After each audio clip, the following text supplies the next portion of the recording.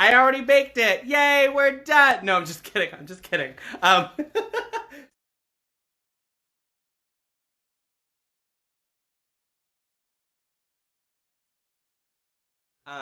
So my name is T. Lawrence Simon. I'm a pastry chef in Somerville, Massachusetts. You may know me if you are in Canada as one of the finalists on Food Network Canada's Great Chocolate Showdown that aired recently in about February, March. Hopefully coming to America soon via, who knows, Netflix, Food Network USA. We'll see. Send good vibes. So yeah, I started baking about 2 years ago, and I fell in love with macarons. I love how colorful they are. I love how you can fill them with all sorts of different flavors, and I also love that they are tricky to make. I like puzzles. I like challenges. So this is one of those things that can be really challenging, and really, really high-end pastry chefs are going to say they're impossible to make at home, and you need, years of experience. I'm going to break every step down for you. I am going to give you all my tips and tricks and my recipe, which has taken me far, and we're going to do the whole thing. And an expert aerial beet dissector. Thank you, Janelle. If you just are tuning in and you were a little late, that's totally fine. Welcome to Mastering Macarons with Chef T. I'm Chef T, if you didn't understand that part. And this is through the Somerville Arts Council's Home Alone Art Series. So we are going to get started with our ingredients and what you need. I want to just break down the tools first, just so we can all start from a really great place.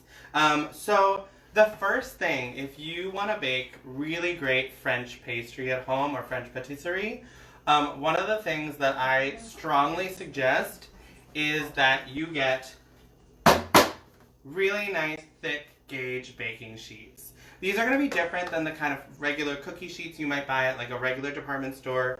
You can buy these a lot, actually. I'm seeing them more at Target or online. But there's the heavy-duty ones that are more restaurant quality. They just, they heat the tray evenly, and you get a really nice fine bake with them. So the first thing I always recommend is get some nice, thick baking sheets. The next thing you're going to want to get is some form of silicone mat. So you don't need silicone mats. You can do this with parchment paper, but the silicone mats are really easy to clean, and they're reusable, so you're not going through tons of parchment paper all the time. Silicone mats, you can get them really anywhere now, and they're just really, really great to have. Some of them even have circles pre-printed on them, which we'll get to when we're piping, which can be really helpful, unless you want to do your own thing and then ignore the circles. So we have really nice thick trays. I'm going to put these away for now, and then we'll come back to them. The next thing you're going to want, spatulas. I really like silicone spatulas. You're going to hear me talk about silicone a lot because it's just great and really easy to clean. But I like spatulas that are a bit firmer and don't kind of bend as easily, especially for when we're folding the macarons. You're going to want something a little more sturdy. You're going to want a stand mixer. I'm going to bring mine over when we get to that part. You're going to want a stand mixer or an electric hand mixer. Can totally do the job. You just can't whisk this by hand. That is, I don't know. You would have to be Speedy Gonzalez, and I don't know anybody who is. Yeah.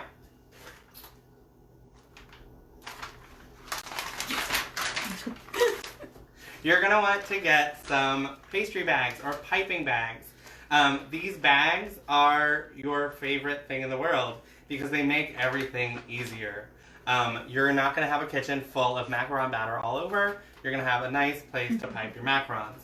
If you don't have a pastry bag or a piping bag, you can totally use a Ziploc bag and just cut off the one little corner. But I do recommend these. You can get reusable ones or disposable ones. Obviously, I know plastic, it's a thing, but I end up needing 17 per project anyway, so it happens. Piping tip. The only one you need for macarons is a little round one. That is it. You don't need anything other than that. You just want this nice round one. So I'm going to actually prep my piping bag while we're talking about the tools.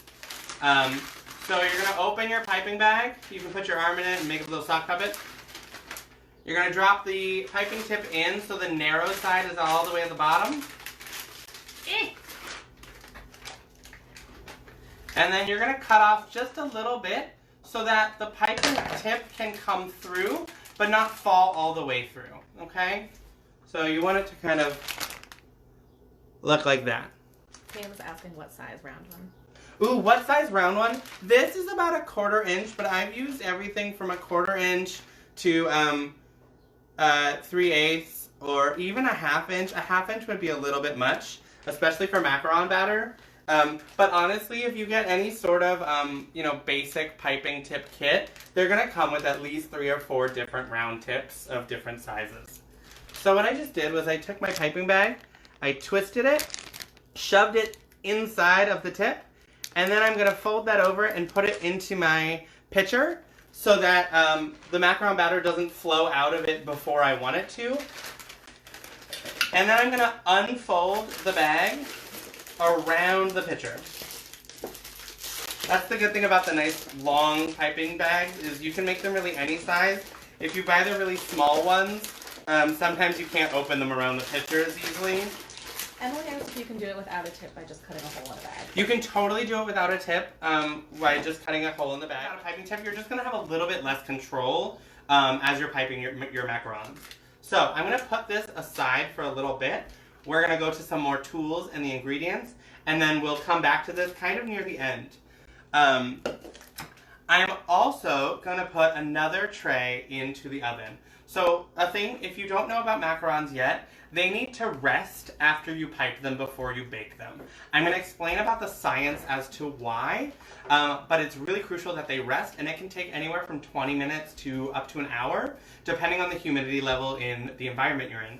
So I didn't want you to have to wait up to an hour to watch me bake them. So I did the murder mystery thing where I already showed you who done it and killed the person, and then we're going to discover how that happened. So I already have one sheet out. I'm going to put another sheet in, and we'll just keep going with the demonstration, but then I'll show you how to know when they're done.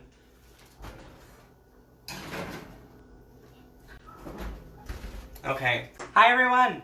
Okay, so next, I'm going to come really close to the camera because this is real, okay? We're getting real here. This is a digital scale. If you bake in cups and tablespoons and things, you will have a really hard time making macarons successfully. Okay? If Beverly Sobelman is watching, I was at her house, and this is the one time in my life I made macarons without a digital scale, and it was the most epic fail in the world.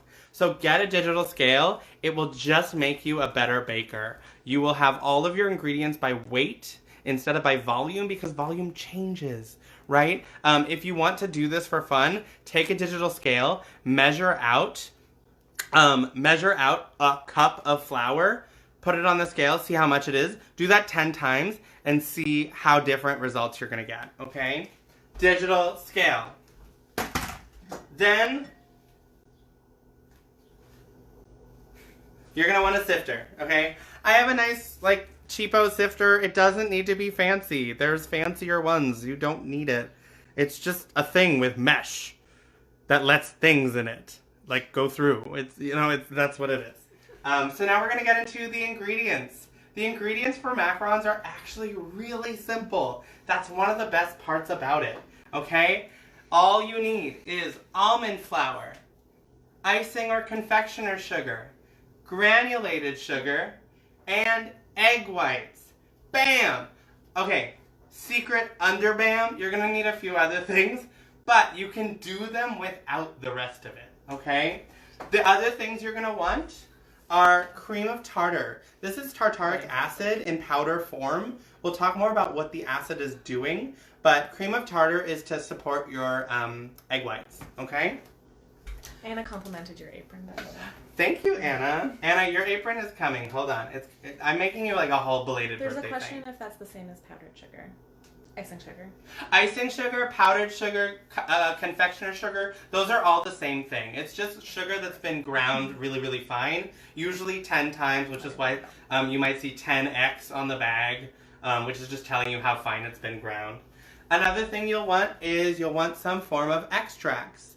There are very few ways that you can customize macarons, and like the outer shell. Most of the flavor that you're going to get when you're eating a macaron is from the filling on the inside. But you can add a little bit of extract to give your shells kind of a supporting flavor to help the filling. There's a question if you ever ate your egg whites. Okay. I'm gonna have a whole rant about egg whites when we get to whisking them, because we have a whole bunch of time to talk about egg whites. So great point. I will get to that, I promise.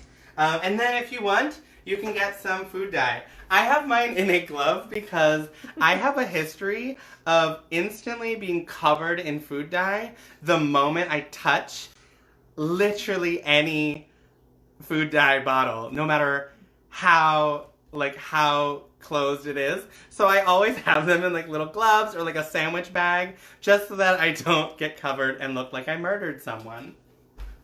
If you're using food dye, you need to use gel food coloring. Gel food coloring is different than liquid food coloring, which is usually an alcohol base. Gel food coloring is going to not change the consistency of the batter, and that is one of the things that macarons need. You really, really, really can't mess with the consistency of your batter, okay?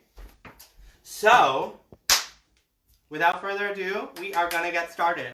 So, before that, I just want to reiterate, my name is T. This is Mastering Macarons Live. I also am the owner and founder of Cirque du Soufflé, a private dessert experience. If you want, the website is now live as of today. This is our grand opening, even though you can't go anywhere. But the grand opening of Cirque du Soufflé, which you can find at chef-t.com. Check it out. Also, this is through the Somerville Arts Council's Home Alone art series. Please thank them. Please support them. They are doing amazing things. Do we have some questions about food coloring? Ooh. Siggy asks, is gel food coloring the same as cake paint? And there's also Samantha Brown asking, so a fat-based color. A fat-based color like cocoa butter color, Sam. I actually don't think gel color is a fat-based dye. I can actually check. Hold on. What are the ingredients in you? Nope. Gel food coloring is not the same as a fat-based color like cocoa butter colors. So yeah, you're going to want the specific gel colors. And Siggy, the cake paint is actually just mostly for painting cakes, and like cookies or, royal icing. So I wouldn't recommend that. It's going to clump up. Okay, so I did a little bit of measuring beforehand just because it's kind of honestly just atrocious to watch. But you are going to want, are you ready? This is T. Lauren Simon's special macaron recipe, okay? This is the first time I am saying it out loud to people because I've been whispering it to friends. So here's my recipe. I'm going to teach you how to make this recipe rock for you, okay? Once you have this down, once you have the techniques down, you will have success making macarons every time, okay? So, your egg whites, you need 115 grams of egg whites, okay? My favorite way to separate egg whites, crack them all into a bowl. The whole thing. Get them away from the shells. The shells are the easiest way to crack or break your yolks. And if you get any yolk in your whites, they're not going to fluff up and make the meringue that you need as beautifully, okay? Or at all sometimes. So, egg whites, separate. So put them all in a bowl. Take your bear claws, wash them. We're all washing our hands all the time anyway, right? And just gently scoop out the yolks. Save the yolks, okay? The yolks can be used for a beautiful curd, which I'm going to use later, or just put them in your omelet in the morning, okay? To your question, can you add spices to the shells like ground cardamom? Yes, you totally can add spices to the shells. When we're measuring out the dry ingredients, I'm going to talk about some of the customizations you can do with the dry goods. And then do your egg whites need to be room temp? Do your egg whites need to be room temp? Okay, everyone's asking egg white questions. I'll answer them now. I was going to save them for when we were whisking. I'm sure I'll have other questions then. Listen, okay? Everyone tells you age your egg whites, dry your egg whites, room temperature your egg whites, walk them around the full moon your egg whites. Listen, I did maybe the most perfect macarons I will ever make on Great Chocolate Showdown in under 90 minutes with eggs straight from the fridge. Okay, there is literally nothing you need to do to your egg whites. Sure, if they're room temp, they'll go to the meringue, the stiff peak meringues faster. But it's really not going to matter. Pam, you are going to want 115 grams of egg whites, okay? So, 115 egg whites, put that to your foray, okay? Next, you are going to want 100 grams of sugar. 100. Hundo P, okay? 100 grams of sugar. Granulated sugar. Are you going to post your recipe later? Am I going to post my recipe later? I'm not actually sure yet. I don't know, something about having it like posted out there feels like kind of naked. So maybe you just have to watch the video again or like call me. You know what? Call me. Because right now I miss everyone. Literally everyone. So if you call me, I'll talk you through my recipe. Okay, and now we are going to assemble the main dry goods. Anna, actually, I was watching Anna's live today, and she was saying that she doesn't count sugar as a dry ingredient because it dissolves. And I love that because that is a really great way of organizing why it does not go in the dry ingredients. But now I'm going to put my almond flour and my icing sugar together. Icing sugar, powdered sugar, confectioner sugar. I say icing sugar because I end up watching a lot of British YouTube videos, and they all say icing sugar. So if I say any of those sugars, it's all the same thing. It's the fluffy one, okay? So what I'm going to do is I'm actually going to put my sifter off of my bowl. I just have that for organization purposes. Put the bowl on my scale, and then I'm going to tare my scale so it is at 0 with the bowl. And that's when I'm going to start adding all of my icing sugar and my almond flour, okay? So, for my icing sugar, this is the biggest measurement we need. We need 198 grams. Okay? 198. Here's the deal. I usually just measure 200 because it's an easier number in my head. 198, 200, pick one. Okay? We're going to be sifting this, so don't worry if your icing sugar looks a little clumpy. Icing sugar and any sugar is hygroscopic, which means that it pulls moisture from the air. So if you have like uncovered sugars, it's going to absorb the moisture. Okay, almost there. 180, 199, 200. 200. Okay? I'm going to put my icing sugar away because I don't need it anymore. Now we're going to do the almond flour, okay? So, almond flour, you are going to want the same amount of almond flour as your egg white. Sherry's wondering if you have a preferred brand of icing sugar. Preferred brand is Costco, Target, Restaurant Depot. I don't have a preferred brand. I don't have a preferred brand for pretty much anything I use. I have used all of the, I don't want to spend a ton of money on this. And I've done them from Trader Joe's. I've done them from Target, Whole Foods. I've run the gamut of how expensive my ingredients were, and I've had the same result every time. Okay? Here's a thing. If you do not have almond flour, but you have almonds, okay? If you have almonds but not almond flour, you are going to want to process them into a powder, right? But if you're putting them in the food processor, you want to make sure that you put them in with the icing sugar, literally just to keep the oils from kind of getting the whole mixture a little more wet. You do not want to release the oils from the almonds, so you want to make sure this is really dry. So if you ever need to do this by grinding your almonds whole into flour itself, put it in the oven at like 100, 120 degrees, and just let it dry out for a while, because you definitely don't want any extra moisture in your dry ingredients. So back to the almond flour, 113 grams. You didn't set a timer Cool. Yeah, I didn't like know when it was going in, but that was Cool. what was happening.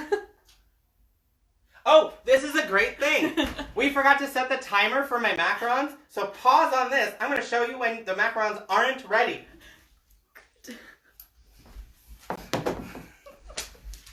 I'll do timers. I just need to know when the timer needs to go on. These macarons are not ready. How I know is I'm going to push the top. Wait, oh, I'll do this one. If the top, ooh, that was a really big push. I'm like trying to show you here. But yeah, if you can nudge the side of it and the top shifts away from the bottom, that is a not ready macaron, okay? So I'm going to put that back in. You want it to act like one whole unit, okay? And I'm just going to keep my mind on this now. I'm going to guess, based on my life history, that needs about 2 more minutes, but if someone out there wants to just set a timer. We got it. Oh, we got a timer. Great. I just didn't Yep. Moving on. Okay. So, almond flour, 115 grams. Again, that's the same number as the egg whites. 115.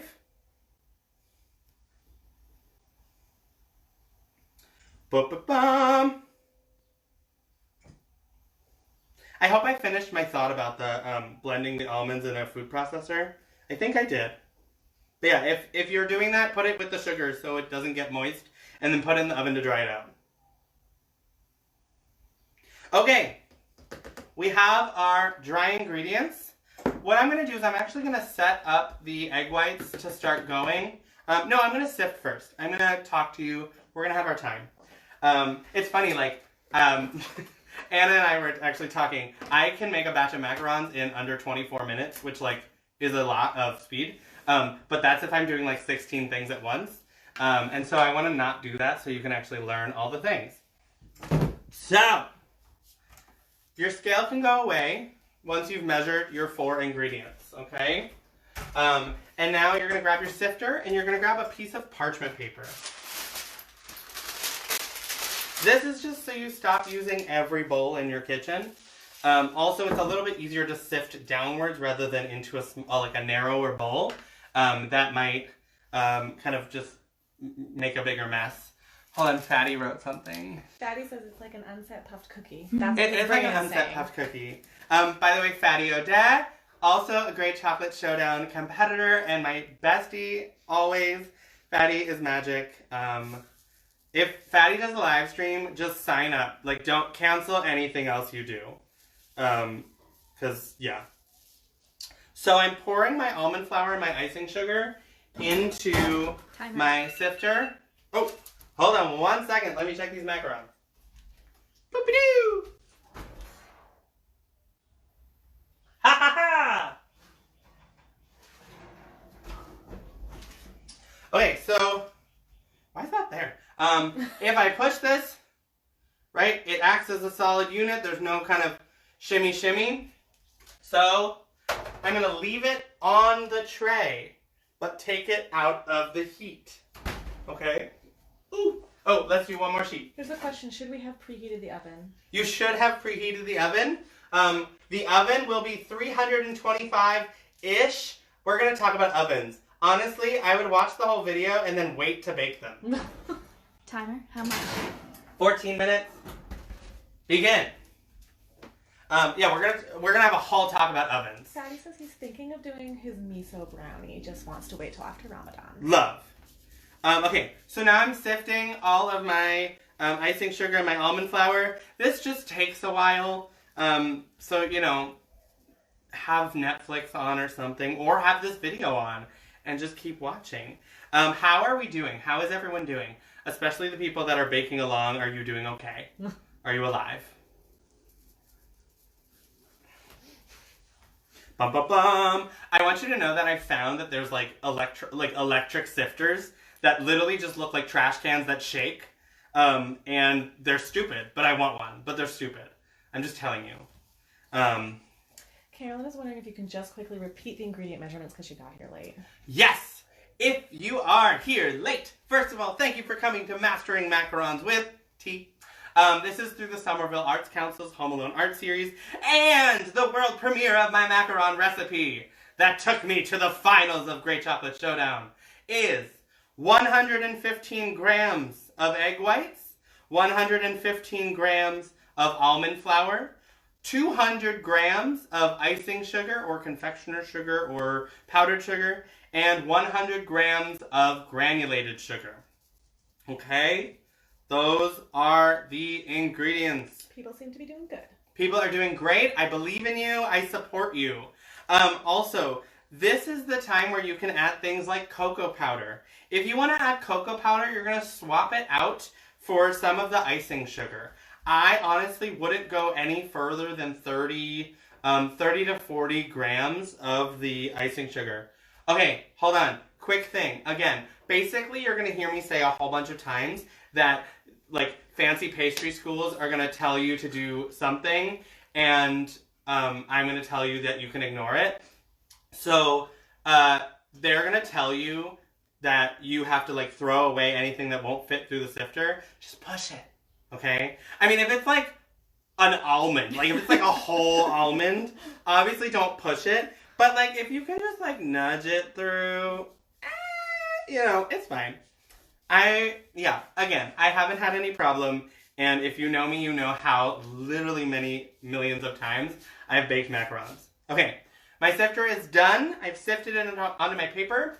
What I'm actually going to do is I'm going to get my final bowl that I'm going to mix the whole batter with. Rachel McKinley is here. Yes. Rachel McKinley is here, everyone. Rachel McKinley, Master Chocolatier of Purdy's. By the way, speaking of Purdy's, right before we were all on lockdown, Purdy sent all the Great Chocolate Showdown different competitors. They sent us like a care package of chocolate. And if you know, if you're a baker and you felt like you didn't have enough ingredients in your home, you know the struggle is real. So they sent all of us a huge care package of amazing chocolate for us to like create with and bake with. And it's just, thank you, Purdy's. I love you. If you're in Canada, please support Purdy's. They are so good.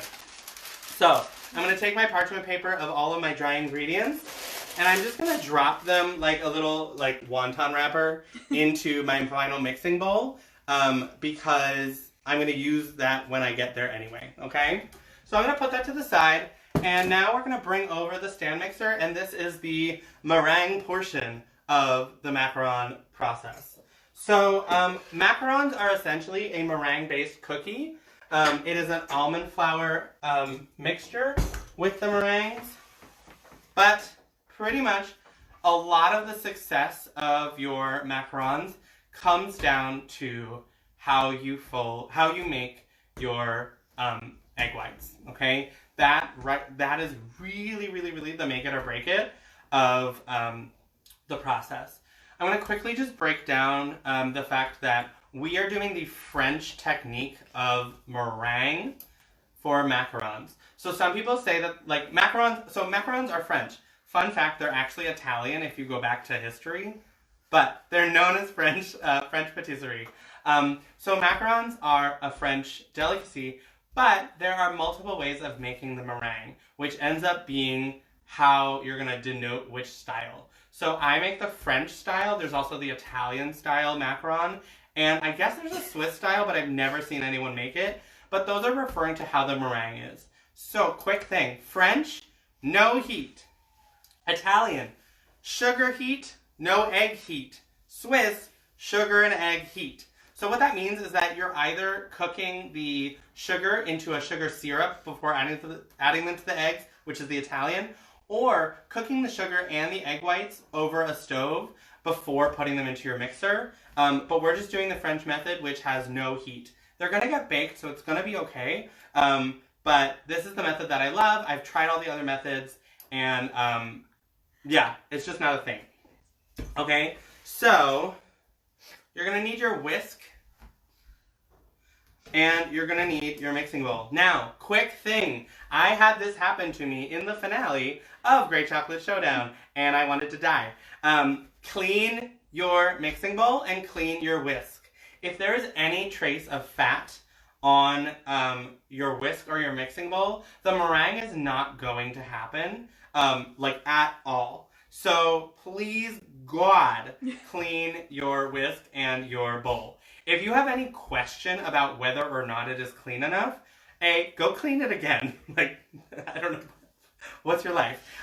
Or you can also take some white vinegar and just rub it on the inside of the bowl just to kind of clean the fat away. Or I think you can just use a little bit of salt and just rub that, but like really just clean your bowl. Soap, water, just like your hands, okay? Okay, so before I add the whisk, we're gonna pour in my egg whites. And I'm done with that bowl. And now we're gonna get to the extremely precise measurement for the cream of tartar. The cream of tartar is an acid, okay? What it's gonna do is it's gonna help the meringue develop and develop in a strong way. You don't have to use cream of tartar. You can use a little bit of lemon juice. Sometimes you can use a little bit of salt. You just need something that's acidic on the pH scale, okay? Here's my official measurement for cream of tartar, okay? You saw this here, the debut.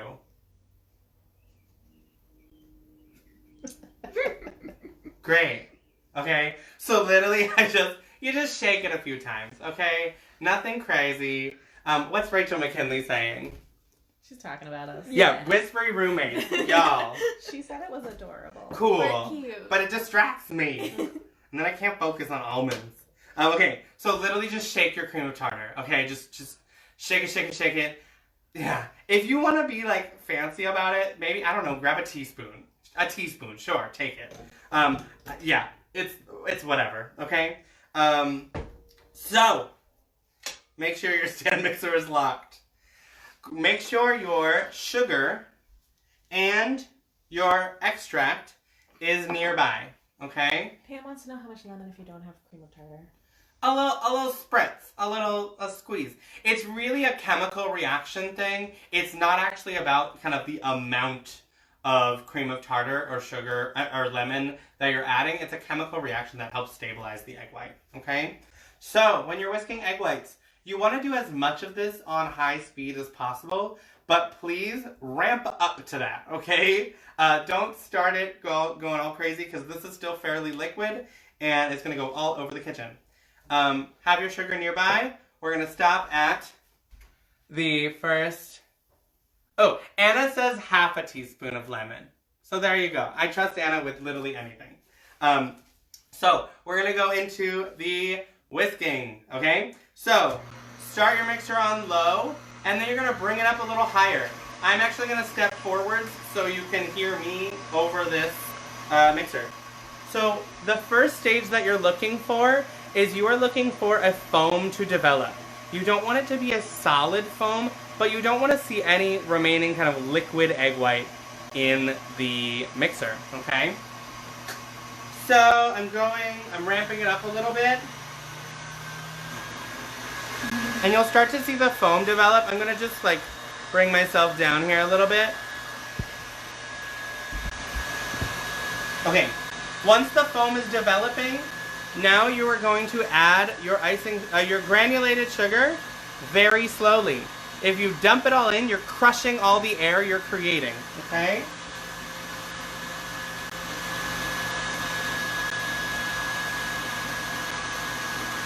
It is taking me all this time to pour my sugar into my egg whites. Once your sugar's in, you can crank the speed up to full, and I'm going to show you the different stages. We are looking for stiff peaks, okay?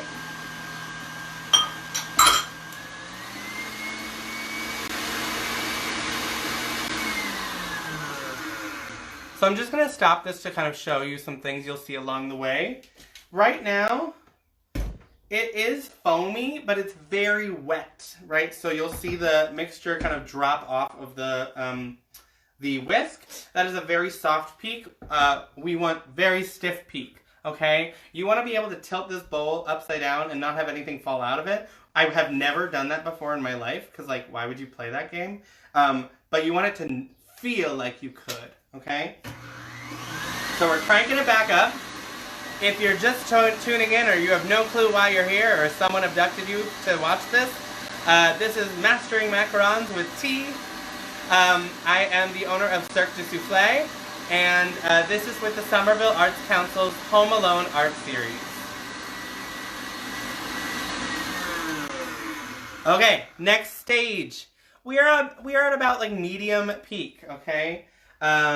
So, if you see, it's holding a little bit more shape, but it's still pretty droopy, even though it has a little bit of lift. If you can see that kind of like little mountain in the bowl, it goes up, but then it falls over. We're not there yet.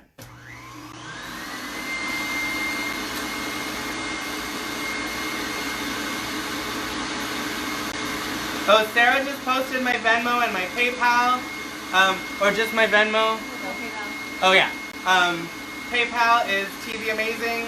Venmo is T Lawrence Simon. No spaces, no hyphen. Tip me. I'm giving you gold here. Okay, so let's check in with how we are doing. Okay, so here's where we technically are at stiff peaks. Emily asked if you can overbeat the egg whites. Oh, sure can, Emily Vincent. Egg whites are annoyingly the only part of like egg mixtures that you're whisking that can be truly ruined. I actually learned this from Anna. Fun fact, if you don't know, Anna is like the Dumbledore of like baking science. So if you over whip them too much, you can wait about 10 minutes and just let them lose a little bit of air and then kind of re-whisk them to the right place. But there is a way that you can like go over the ledge too far. Okay? For my recipe, have found that I need to get close to risking it on how stiff the peaks are, okay? So even though we're at stiff peaks in that the mountain kind of goes up and stops, I'm going to go a bit further. I want this to really, really, really look pretty dang firm before I get started on my macaronage. Shani's asking, did anything about the steps change if you want to make a smaller recipe? Like if you cut it in half or a quarter? Shani, I've been loving your like little like mini baking journey of like making small things. So here's the problem is at a certain point the egg white size of egg whites just don't want to whisk because the bowl is deep and the whisk doesn't reach that low. So you can totally have this recipe. It depends on if your mixer will actually beat the whites.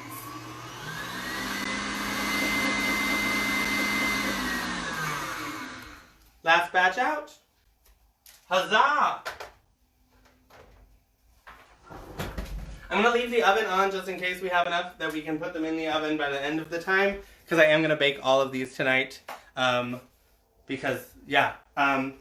so this.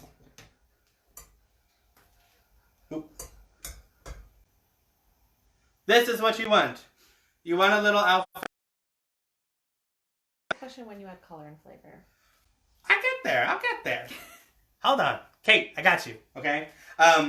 So we're about to add color and flavor, I promise. So, when you have a little bit of alfalfa wiggle, this is when you add the flavor. Perfect timing, Kate. So, what's going to happen is, I'm going to whisk it a little bit. Siggy wants to know about the sugar. I think you just need to repeat what you did with the sugar. Siggy, when do you add the sugar? Oh, Siggy, we added the sugar. We reined it in when it was foamy. When you go back and rewatch this, you'll see where the sugar got added. So, here's again my official pouring measurement of extract. Be conservative with this.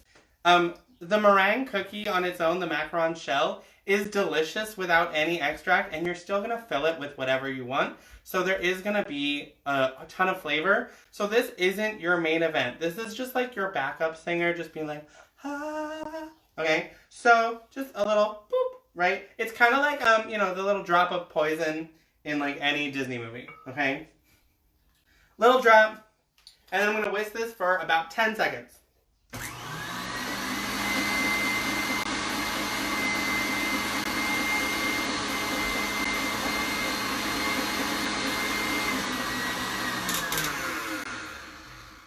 There's a question about what kind of extract. What kind of It's just extract? Whatever extract you want. If you want it to be a coffee macaron, add some coffee extract. You want some lemon? That's what I'm using, lemon. Whatever extract you want. So you can add some extracts to the wet ingredients of this, or you can replace some of the icing sugar in the dry ingredients with cocoa powder, fruit powder, but don't go really anywhere over like 30 grams to 40 grams of the icing sugar measurement, or it will be horrible. Okay, so, we're not here yet.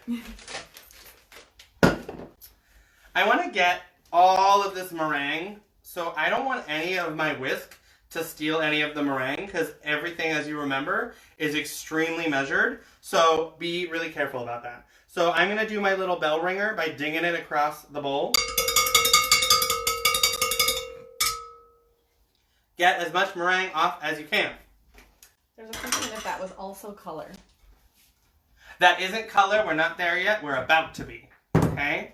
So, you are now done with your stand mixer. So, put that away.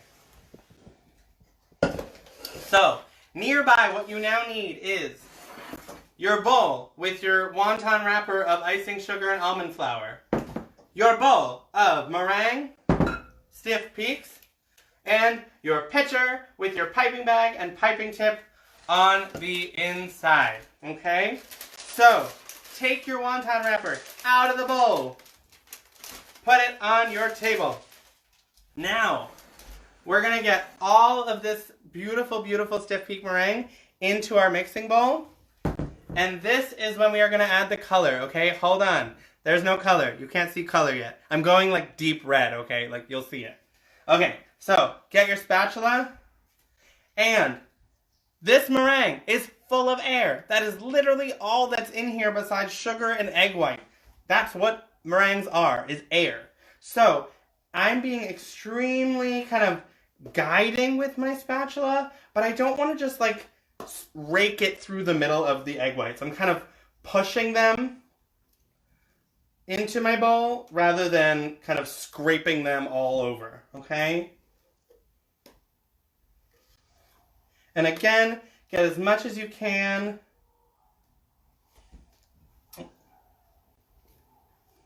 And I will tell you right now, I like doing this with 2 spatulas. I'll show you when I like to switch. Pam asked if there's any reason to not just do that in the stand mixer bowl. Yes, Pam. This is from someone who has made 1,000 batches of macarons and is also a circus performer who's extremely aware of economic and ergonomic movement. If this is the bowl, here's my elbow and shoulder for mixing in this bowl. Here's my elbow and sugar for mixing in a lower and wider bowl, okay? So, after being really, really tired all the time from making macarons, I was like, oh yeah, lower bowl. It works. Okay, I'm just going to quickly wash my hands for a second. Okay, so at this point, you have your meringue in the bowl. You have your parchment paper filled with your dry ingredients, the almond flour and the icing sugar. And you have your food gel coloring. Haha! This is when you put it in. So here's the deal. You want a bunch more than you think.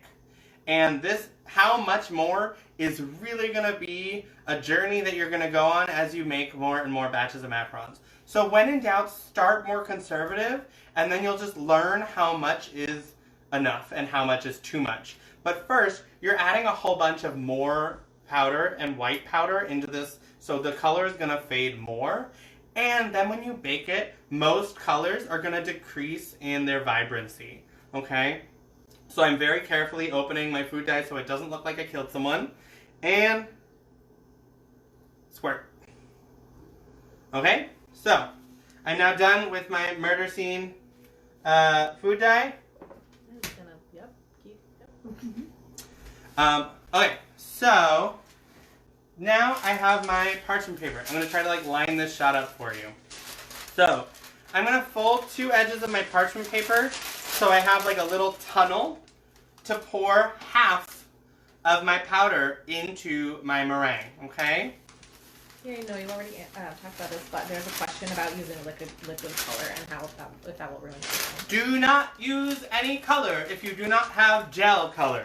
Another way that you can color them, as I said, is you can add cocoa powder into the dry ingredients by swapping that out for icing sugar. Or you can also use fruit powders, which provide a natural color. But if you don't have those, don't color your macarons. We're going to talk about decorating them hopefully soon. So, I have my bowl, and now I have all these comments that are stopping me from seeing my bowl. Okay, so I have my bowl, and I have my meringue. This is when I usually get my second spatula, okay? Because my first meringue spatula is kind of like covered in meringue, and I want everything to be incorporated. So I'm just going to push everything off of my first spatula, and now I'm going to do my folding. So here's the folding of macaron batter. When you first pour your first half in, it's not as... Anna, we don't really have powder colors here. It's like really, really hard to get. But yeah, so when we first add the first half of the powder, you're just trying to make a homogeneous mixture. So we're going to be pretty gentle and just kind of push the meringue towards the powder, kind of like how a snowball turns into a big like snow boulder as it rolls down the hill. You're just trying to catch all the dry ingredients, and you're doing it really light and keeping everything fluffy, and you'll see the dye is starting to move around and incorporate into the mixture. And we're going to not add the second half of the powder until we can't really see much powder in here.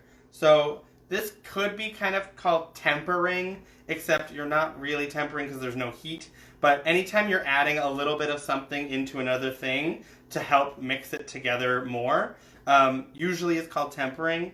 But that's usually about a heat thing. So if you're adding like a hot liquid into an egg solution, so it doesn't cook the eggs really fast. Okay, so I have mixed all my powder into the... You're using Anna's using Purdy's chocolate in their macarons. I'm using Purdy's chocolate in my in her mousse today. I'm using Purdy's chocolate in my macarons. It's a great Purdy's day. Okay, so once I can't really see a lot of powder, I'm going for the second half. Request to describe the stirring more.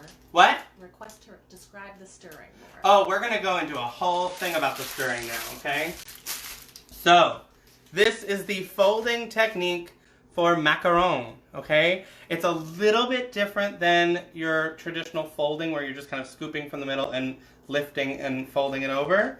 So, my folding technique is, I'm kind of doing this sideways for you, but I'm going to do a around the clock and then through the middle.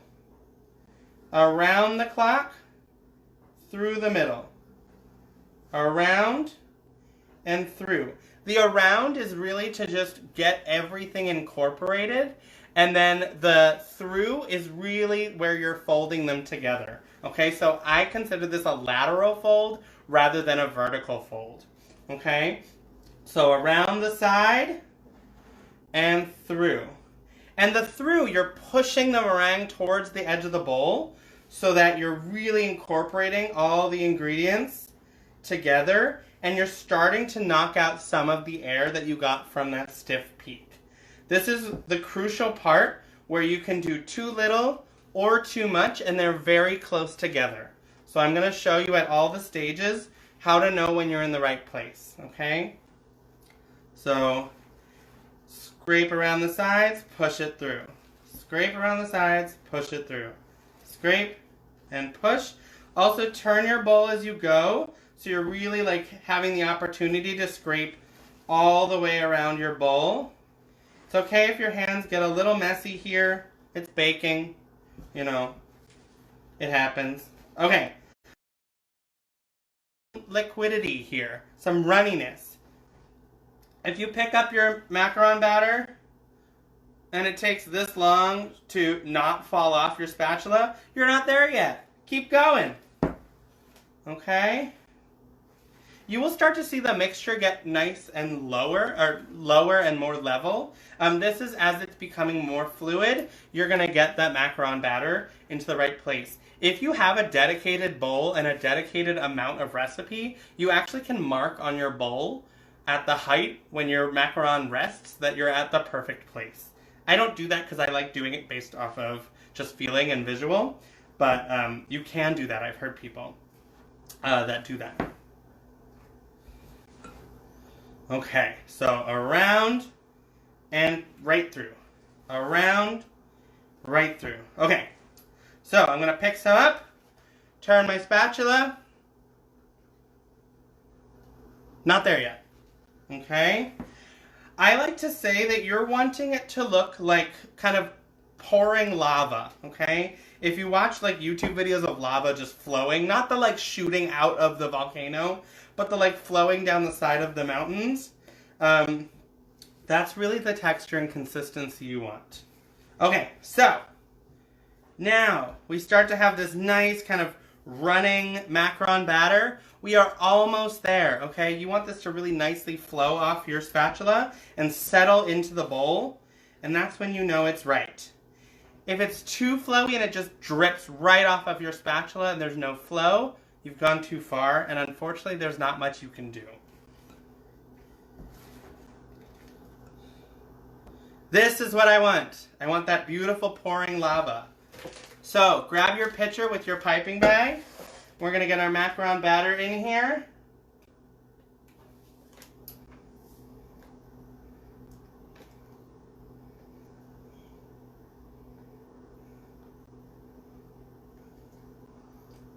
I would normally scrape every inch of this out, but we're not doing that today. So, piping macarons. It is an art. You will get better at it. It's just a different way of doing things. The best thing to remember is when you squeeze, stuff comes out. When you stop squeezing, stuff should stop coming out. If stuff is still coming out, I'm sorry, you have either mixed your batter too much or you have the world's largest piping tip.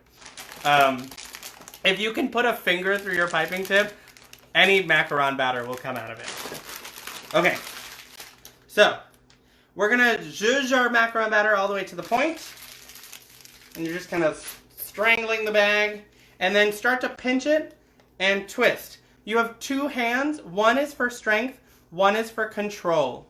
This, Kim, my macaron recipe usually gets 90 shells or 45 finished macarons. Hold your bag vertically. Squeeze with the top hand. Guide with the bottom hand. Stop squeezing, flick. Squeeze, stop squeezing, flick. The flick is from the bottom hand. Okay? Top hand is squeezing. Flick. That flick should look like a little like peak, and then it will slowly rest back into the macaron. That is another sign you've done it well. If as you're piping, the first ones that you were doing, maybe like 15 later, are starting to rest into their final shape. Okay, so squeeze, flick. Squeeze, stop squeezing, flick.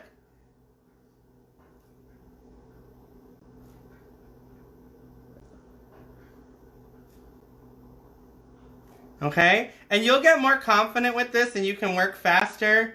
But when you're first starting, feel free to go really nice and slow. You're holding the piping bag really close, but not in the batter. But you don't want it to be up here, or else it's going to start spiraling and you're going to get air bubbles. Air bubbles are death to macarons, okay? We're going to do the next step next, which is my favorite step. Oh, I can't watch the screen and pipe, apparently. I'm not that skilled. You didn't see it on GCS, you're not going to see it here. Okay, I'm just going to pipe the one sheet for now, so that I can get you through all the processes. T, are you just filling the little circles, says Emily Sherb? Yes, so if you have a circle template, if it's a double circle, you're going to pipe to the edge of the inner circle and it will rest out and kind of level into the bigger one. Or honestly, just eyeball it. I like to say there's a macaron friend for every shell. So If you just eyeball it, eventually you'll find two that are the right size, okay? So I'm gonna actually put this bag away and finish piping after the stream. But once you are done, you'll see no little hats. And before you rest them, you gotta smack them.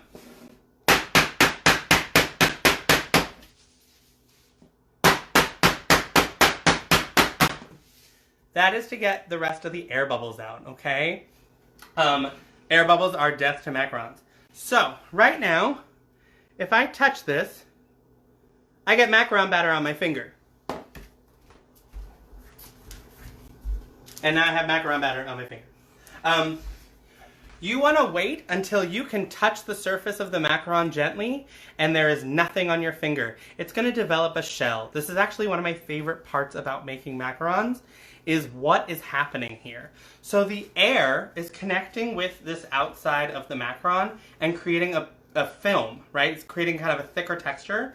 So then when it goes into the oven, and I'll talk about oven heat in a second, when it goes into the oven, because no air can escape through the shell that just developed, it's gonna push it up like a hot air balloon, creating that beautiful rounded surface that your macarons should have. And good macarons are known for, right? And then once it's finished pushing up, it's weakening that surface that was touching the mat, and all of a sudden it weakens that and all the air rushes out, and that's what gets that beautiful foot. I'm going to show you that foot.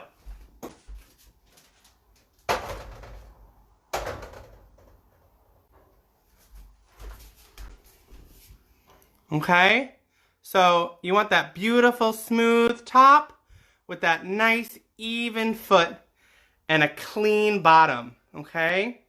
So this is, at least according to me, a beautiful macaron, okay? So, oven temp. This is the unique part, okay? You have to discover your oven. Every single oven is gonna act differently. What you want is you want a lot of underheat and not a lot of overheat. So I have my baking sheets one at a time. Don't crowd your oven because you need that nice heat from the bottom. I have my baking sheets right near the top of my oven, and I have my oven at 330 Fahrenheit. 325, 330, it honestly depends on the day. But I would say start at 300 and then work your way and just test the macaron until it feels solid. I do 330 or 325 for 14 minutes. That's my oven. You're gonna have to find your own oven temp and times, but start at 300 and check it at like 14, 15 minutes. It won't be ready at 300, but just check it. And then when it's solid, you'll know what your temperature is. If you have an oven that also heats from the top, what you can do is have a second rack right above your macaron rack and put an empty baking sheet on top just to catch some of the heat that's coming down from the top of the oven, right? Because you don't want more heat to weaken that shell as it's coming up, because that's when you get the explosions, okay? So, my friends, you've seen all the steps. We did them a little out of order because we did the murder at the beginning, right? But once this is ready, I would put it in my oven, finding my least amount of top heat available, and then find the baking. And then you can have beautiful, beautiful macarons, okay? We ran out of time. I was going to fill these, but they are going to be a Purdy's dark chocolate with a blood orange curd on the inside. Because I love blood orange and I love Purdy's chocolate, and they're really great, and they send me things because I'm a lonely baker who needs more materials in lockdown. Can you overrest? You can't really overrest your macarons. The only way you can truly overrest them is if the entire shell is stale, so like if enough air has reached them. But I have done like 15 sheets in a row, and you're only baking them one at a time, and that's 14 minutes each, so like I have had them rest for, 3 to 4 hours, and they still pretty much bake great. I wouldn't say, like, go out and, do your grocery shopping for the day and then come back and bake your macarons, but, like, live your life. But the thing about macarons is they're not impossible. They just take some figuring out what works in your kitchen, especially your oven, okay? So that is it. That is Mastering Macarons with T. Me. My name is T. Lauren Simon. I am a pastry chef in Somerville, Massachusetts. Thank you so much for coming and watching. I hope you feel like you learned a lot. Please share your macaron journeys with me on Instagram. You can tag at Hoop Artist or at Cirque du Souffle. Let me know how you did. I'm so excited to see. Oh, Yaritza is posting all of my tips, information there. Thank you all so much. Please let me know how's yours come out. You can freeze macaron shells without filling them. You can leave them in the freezer for, you know, a month or two, actually. We have a dedicated bin in the freezer for shells that I didn't know what to do with. But once you fill them, they should stay in the fridge for about 3 to 4 days. 4 days, 5 days is pushing it, because once they're filled, the moisture from the filling is giving a nice chew to the inside of the shell. And so once you fill them, that's when you want to serve them. But leave them in your freezer until you have a party, and then just make the filling and go to town. You can use buttercreams, caramels, chocolate ganaches, so many things. Please visit my website, support me on Instagram, send me tips if you can on Venmo or PayPal. If you can't, just give me a high five someday when we can be near each other. I love all of you. Thank you so much for joining me. Have a great day, and please, again, tag me in your macaron photos. I would love to help troubleshoot if you have any issues, okay? Bye, everyone.